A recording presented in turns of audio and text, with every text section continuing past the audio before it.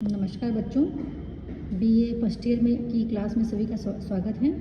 यहाँ पर जो राजा सुदर्शन है वो सोचते हैं कि अजात बिना उत्पन्न हुए मृत या फिर मरे हुए उत्पन्न हुए या मूर्खाणा या फिर मूर्ख वरम आद्यो, इनमें से पहले वाले दो पुत्र ही श्रेष्ठ हैं, न च अंतिमा, अंतिम श्रेष्ठ नहीं है। अर्थात या तो अजात पुत्र हो ही ना, या फिर मृत होकर के क्या हो जाए, मर जाए, या फिर पुत्र क्या हो, मूर्ख हो। तो इनमें से क्या है, पहले वाले श्रेष्ठ हैं, बाद वाले श्रेष्ठ नहीं हैं। सुकृत दुख कराव अंतिम वस्तु पदे पदे, कि जो इन सब में से जो अंतिम है वो तो सुकृत दुखकृत, वो तो पदे पदे, पद पद पर, पग पग पर दुख करा, दुख देने वाला होता है। अर्थात आद्यो सुकृत, आद्यो यानी कि पहले के जो दो हैं, यानी एक तो पुत्र का नहीं होना या मर जाना, वो तो एक बार ही हमें दुख देता है कि हमारे पुत्र ही नहीं है, यही दुख रहेगा, या होकर के मर गया तो हमारे पास वही दुख रहेगा। लेकिन तो ये स्थिति तो व्यक्ति को एक बार ही दुख देगी। लेकिन बच्चों, अगर किसी के मूर्ख पुत्र होता है तो वो पूरी जिंदगी उसको दुख ही देगा। अर्थात व्यक्ति पूरी जिंदगी मूर्ख पुत्र के साथ रहेगा और उसको संभालता रहेगा। मूर्ख पुत्र होने की अपेक्षा तो पुत्र का न होना ही अच्छा है। अतः यहाँ पर यही शिक्षा दी गई है कि हमें ऐसा पुत्र नहीं चाहिए जो कि मूर्ख हो, यानी कि चाहे से मेरे पुत्री ने, अब राजा सुदर्शन ने सोच रहा है कि मेरे पुत्र तो हैं लेकिन वो मूर्ख हैं, तो इससे अच्छा तो ये होता कि ये होते ही नहीं या फिर होते ही मर जाते, किंतु इनकी मूर्खता की वजह से मैं अपना राज्य भी इनको सौंप नहीं सकता, बहुत ही विकट परिस्थिति है।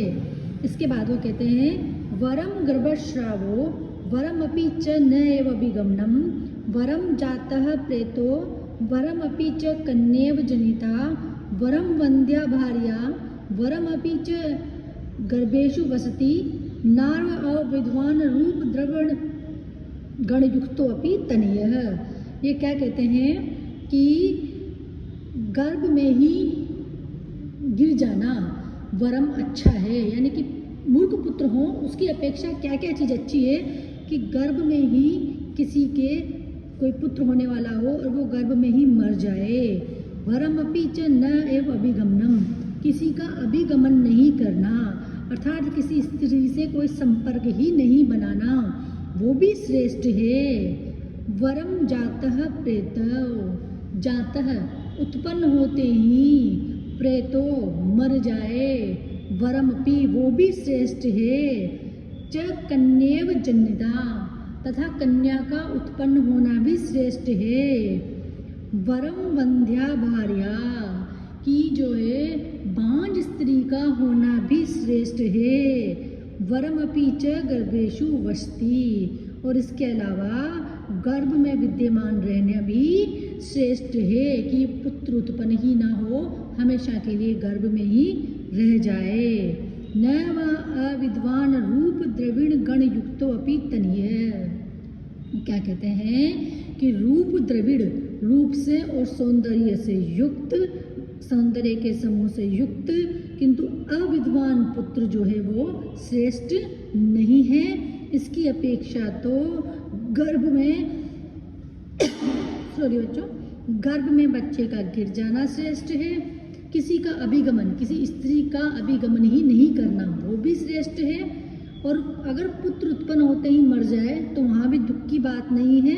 और हमें कन्या, पुत्र की अपेक्षा क्या उत्पन्न हो जाए, कन्या उत्पन्न हो जाए, वो सब श्रेष्ठ है। और इसके साथ साथ यहाँ तक कह दिया उन्होंने कि बांझ पत्नी होना, कि बांझ वैसे तो बहुत बड़ा अपशकुन या वो माना जाता है कि किसी की स्त्री कोई संतान उत्पन्न नहीं कर सकती है, बांझ है तो बहुत बुरा माना जाता है।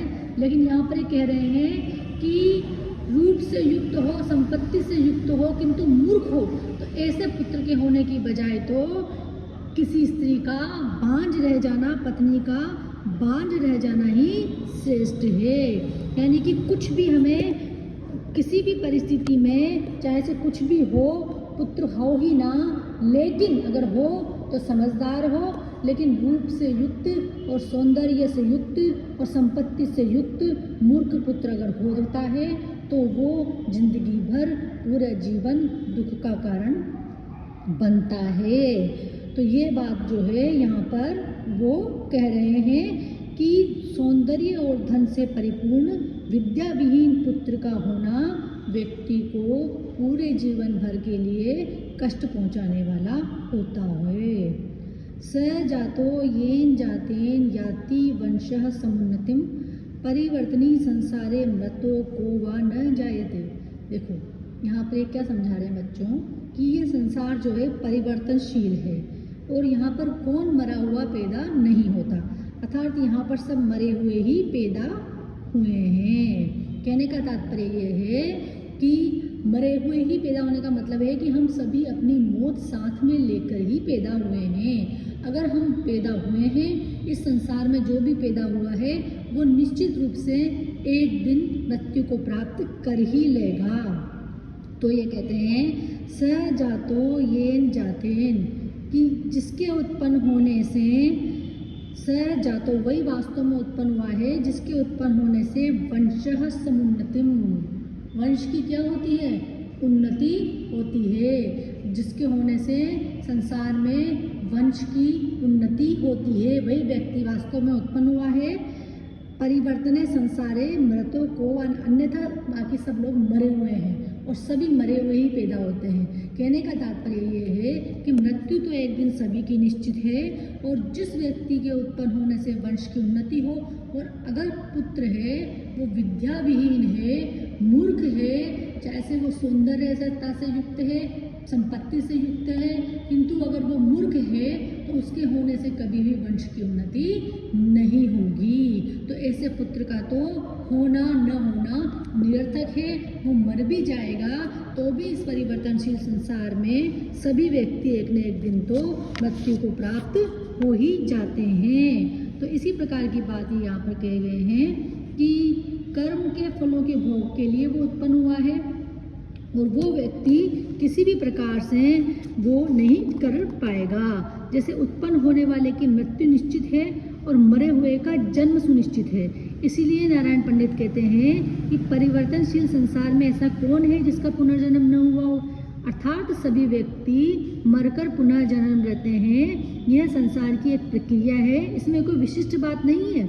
इसलिए ऐसे व्यक्ति का जन्म सफल नहीं है। जन्म उसी व्यक्ति का सफल है जो कि उत्पन्न हो और उत्पन्न हो करके अपने कुल की, अपने परिवार की उन्नति के लिए प्रयत्नशील रहे, उनकी उन्नति करे। ऐसे व्यक्ति का जीवन ही वास्तव में सक्षम और जीने योग्य है।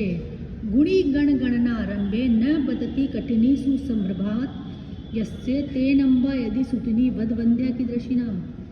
अब देखो क्या कहते हैं वो कि हम अगर गुणी व्यक्तियों की गणना करते हैं तो जिस व्यक्ति पर उंगली नहीं गिरती है, अर्थात हम उंगली से अगर इशारा करके बताते हैं कि ये व्यक्ति गुणी है, ये व्यक्ति गुणी है, तो हम ऐसी परिस्थिति में जब किसी व्यक्ति का आदरपूर्वक नाम नहीं लेते हैं, आदरपूर्वक उस पर हमारी उंगली नहीं गिरती है, हम उसके ऊपर उस निशाना नहीं साधते हैं, किसी भी प्रकार से खड़िया मिट्टी से या अक्षर की चाक से नहीं बनाते हैं, तो फिर ऐसे व्यक्ति की माँ यदि पुत्रवती कहलाएगी तो फिर बांझ कैसी होगी। कहने का तात्पर्य वो पुत्रवती होने पर भी बांझ के समान ही है। गुणी गण गणना आरंभे, गुणी व्यक्तियों की गणना करने के आरंभ में कठिनी बोलते हैं, खड़िया चाक को भी बोलते हैं और साथ में हमारी उंगली को भी बोलते हैं। तो चाक से निशान बनाना या उंगली पिटकना एक ही बात है। सुसंभ्रमात यस्या, जल्दी से जिसके ऊपर नहीं पड़ती है, न पतती नहीं पड़ती है, तेन सुतिनी, वो माता मतलब उस व्यक्ति की माता जिसके ऊपर की उंगली नहीं पड़ रही है, जिसके ऊपर खड़िया या चौक से निशान नहीं किया जा रहा है, उस व्यक्ति की माता यदि पुत्रवती है तो वंध्या की दृष्टि नाम, तो तो फिर बांझ कैसी होगी। कहने का तात्पर्य यह है कि अगर स्त्री बांझ है तो वो अच्छी है ऐसी स्त्री होने की अपेक्षा कि जो स्त्री किसी भी प्रकार से गुणी व्यक्तियों की गणना में पीछे रहती है और जिसके ऊपर की उंगली गुणी व्यक्तियों की गणना करते समय जिसके ऊपर उंगली नहीं पड़ती है, उस व्यक्ति की अपेक्षा तो बांझ स्त्री ही उस व्यक्ति की माँ को हम पुत्रवती नहीं कहेंगे, क्योंकि वो पुत्रवती होकर भी बांझ के समान है। क्योंकि वो ऐसे पुत्रवती स्त्री के पुत्र की जो गणना है वो पुत्र में नहीं की जा सकती, क्योंकि गुणहीन पुत्र या पुत्रों की माता बांझ के समान ही होती है। पुत्र वही है जो अपने ज्ञान की गरिमा से संसार में विख्यात हो। यदि वह अज्ञानी है तो संसार में उसे कौन जानेगा। ऐसे पुत्र का होना माँ के लिए बेकार है। यह बात इसमें बताई गई है बच्चों।